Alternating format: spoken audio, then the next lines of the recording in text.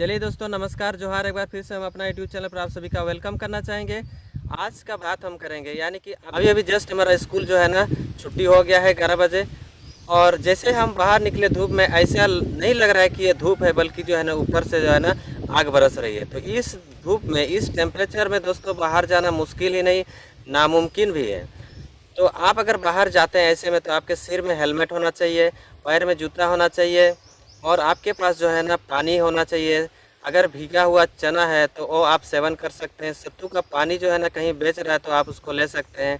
गन्ना का जूस अगर कहीं पर बेचा रहा है तो आप वहाँ पर पी सकते हैं। शरबत जो है ना पी सकते हैं।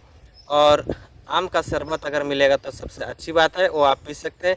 लू लगने की संभावना को कम कर देती है। यानी कि आज का अगर हम बात करें, टेम्परेचर जो है ना आपका मोर देन आपका 45 डिग्री सेल्सियस जो है ना आपका रहने की संभावना है। मोर देन 45 यानी कि आप कह सकते हैं कि वेस्ट बंगाल का टेम्परेचर जो है ना इस बार जो है ना 45 से इंक्रीज हो सकता है, यानी कि 50 तक जा सकता है। लेकिन अदर स्टेट में कहा गया है कि 50 से लेकर जो है ना 55 तक जा सकता है। तो ऐसे स्थिति में जो है ना धूप में ज़्यादा से ज़्यादा ना निकले, क्योंकि धूप में जैसे निकलेगा आपका बॉडी का वाटर जो है ना डिहाइड्रेशन होने की संभावना हो सकती है। डिहाइड्रेशन होने से दोस्तों आपको जो है ना हॉस्पिटलाइज होना पड़ेगा। अदरवाइज जो है ना आपका टाइम टेकिंग जो है ना इसमें लगेगा, आपको रेस्ट लेना पड़ेगा। धीरे धीरे जो है ना आपका रिकवरी होने में जो है ना टाइम लगेगा, क्योंकि बॉडी का पानी जब आपका लॉस हो जाएगा तो उसको आप जो है ना बाय ड्रिंकिंग यानी कि पीने के माध्यम से जो है ना उसको बहुत कम जो है ना रिकवरी होता है। आपको है ना उसमें सलाइन वगैरह लेना पड़ेगा, ग्लूकोज वगैरह लेना पड़ेगा, बहुत सारे ऐसा सिस्टम है जो है ना आपको मेडिसिन का लेना पड़ेगा।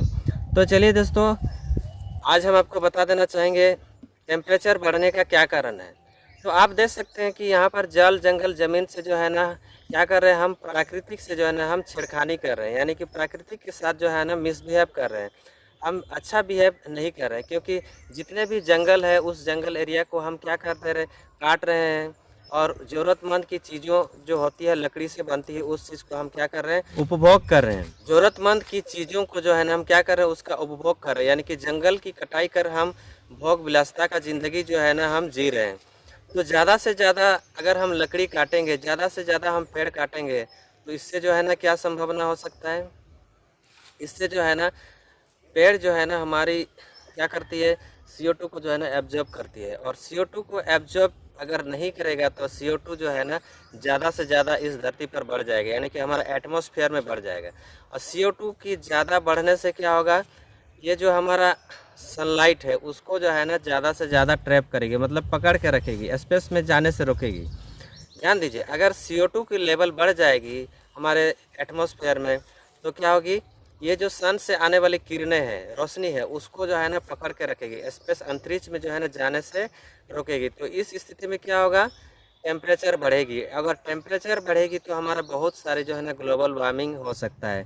यानी कि टेम्परेचर बढ़ने से आपका जो आइस कैप है, यानी कि बर्फ़ जो है, ठीक है, वो पिघल जाएगा, जिससे जो हमारा सी लेवल जो है ना क्या हो जाएगा, बढ़ जाएगा। इससे जो है ना क्या हो सकता है, हमारा धरती जो है ना जलमग्न हो सकता है। तो अगर आगे हम बात करेंगे धरती की, तो धरती में जितना भी प्लांटेड एरिया है उसको काट दिया गया है। मतलब प्लांटेड, जहाँ हम क्रॉप फसल लगाते हैं, क्रॉप जो है ना हरा भरा होने से क्या हो जाएगा, वो भी क्या करता है, हमारा CO2 को एब्जॉर्ब करती है। यानी कि CO2 को जो है ना एब्जॉर्प्शन के जरिए ही हम कम करा सकते हैं। अगर हम पेड़ काटेंगे, क्रॉप्स को नहीं लगाएंगे, तो इससे हमारा क्या CO2 बढ़ेगा ही। उसके बाद जहाँ तक बात है वाटर की, पानी को जो है ना देखिए आप, जहाँ स्टोरेज है उसका स्टोरेज पानी, यानी कि डैम हो गया, फिर तालाब हो गया, वो सूख जा रहा है। क्यों सूख रहा है, क्योंकि वाटर टेबल जो है ना वो आपका नीचे चला जा रहा है। वाटर टेबल अगर नीचे चला जाएगा तो फिर क्या हो जाएगा, कुआं सूख जाएगा, तालाब सूख जाएगा। तो ऐसे स्थिति में जो यहाँ पर जो एनिमल्स है, एनिमल्स यानी कि हम भी परेशान है, मतलब ह्यूमन भी परेशान है, आदमियाँ भी दिक्कत हो रही है, आदमी का जीना भी दिक्कत हो रहा है। जानवर्स क्या करेंगे, जानवर्स भी मर जाएंगे पानी की कमी से। तो बहुत सारा ऐसा रीजन है जो CO2 बढ़ने से हमारा टेम्परेचर बढ़ने के साथ साथ अदर एनिमल्स भी क्या होता है, इसमें इफेक्टेड होता है। तो हम आपसे निवेदन करें कि आज के डेट में जो है ना ज़्यादा से ज़्यादा आप धूप में ना निकले, और हो सके ज़्यादा से ज़्यादा जो है ना आप पेड़ लगाएं। इससे जो है ना पेड़ लगाकर ही जो है ना हम क्या कर सकते हैं, टेम्परेचर को जो है ना रोक सकते हैं। अब फैक्ट्रीज़ की बात करें, देखिए फैक्ट्रीज़ में क्या होता है, ज़्यादा से ज़्यादा कोल का उसमें जो है ना एज ए फ्यूल जो है ना उसको हम जला रहे हैं। आप उसको बोलिए चाहे आप इलेक्ट्रिसिटी प्रोड्यूस के लिए या फिर अदर पर्पज़ के लिए, तो हम कोल का ही क्या कर रहे हैं, हम एज ए फ्यूल जो है ना उसका हम जला रहे हैं। तो फैक्ट्री से भी जो है ना CO2 गैस के साथ साथ अदर गैस जो है ना ज़्यादा जो है ना रिलीज हो रही है, जो क्या कर रही है, हमारा CO2 लेवल को जो है ना एटमॉस्फेयर में बढ़ा रही है। तो ये भी एक रीज़न है, आप बोल सकते हैं कि हमारा अर्थ का टेम्परेचर बढ़ने का। तो ठीक है, चलो दोस्तों, ज़्यादा से ज़्यादा पेड़ लगाइए, धूप में मत निकलिए, यही हमारा इंस्ट्रक्शन है, ये हमारा निर्देश है।